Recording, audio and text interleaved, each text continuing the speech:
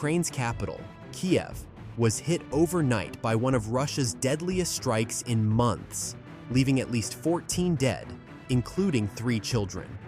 Explosions thundered across the capital for hours, lighting the sky and destroying residential blocks, offices, and cultural buildings.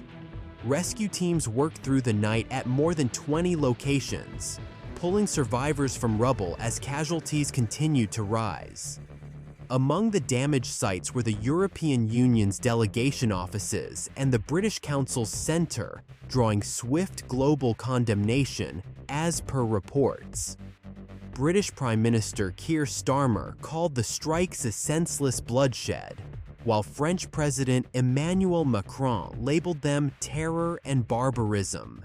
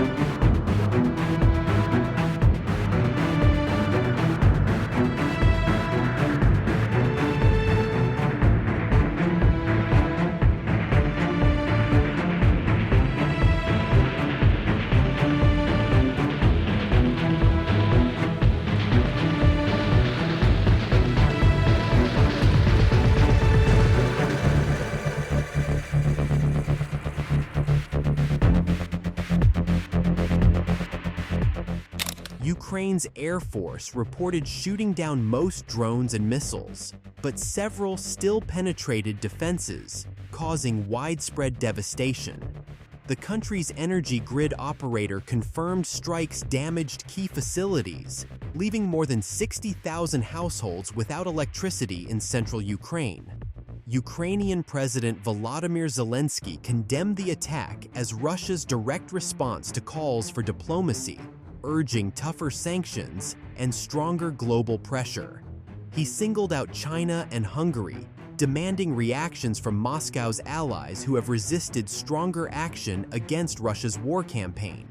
On the other hand, Russia accused Ukraine of drone attacks overnight, claiming more than 100 drones were intercepted across 7 regions.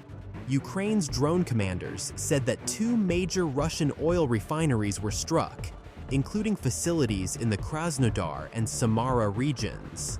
This deadly assault on Kyiv comes just weeks after US President Donald Trump met Putin in Alaska to discuss a possible ceasefire in Ukraine. Meanwhile, European Commission President Ursula von der Leyen said that she was outraged by Russia's overnight assault on Kyiv. She announced the EU will soon impose additional sanctions on Moscow and is accelerating efforts to use frozen Russian assets to help rebuild Ukraine. I'm outraged by the attack on Kyiv, also hitting our EU offices. This was the deadliest drone and missile attack on the capital since July. And as you can see behind me on the screen, it was an attack also on our delegation. I just spoke with our deputy ambassador, and I'm relieved that none of our staff were harmed. Last night's attack struck in close proximity of the diplomatic mission, the representation of our union. 2 missiles hit in a distance of 50 meters of the delegation within 20 seconds. And this is another grim reminder of what is at stake.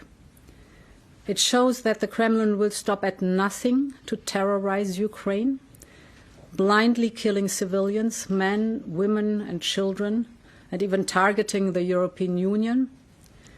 This is why we are keeping maximum pressure on Russia.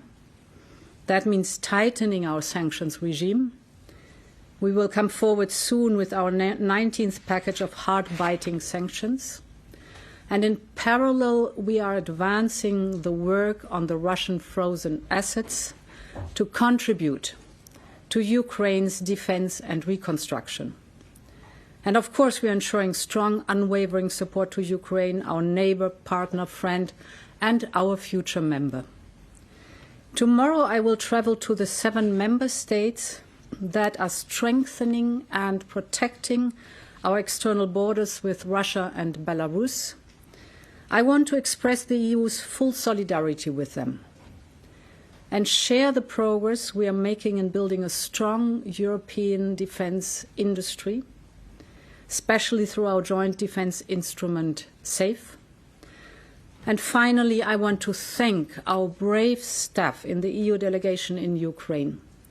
They are doing outstanding work under extremely difficult conditions. I will deliver this message to them in person when I next go to Kyiv.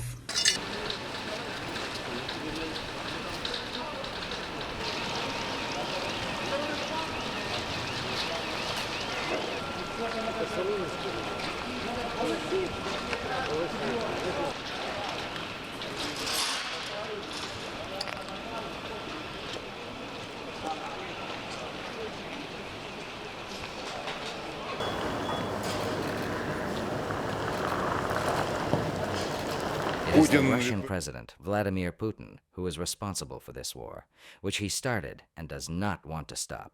He doesn't just want Donetsk, Luhansk, or Crimea. He wants the whole country. He is destroying cities and killing people.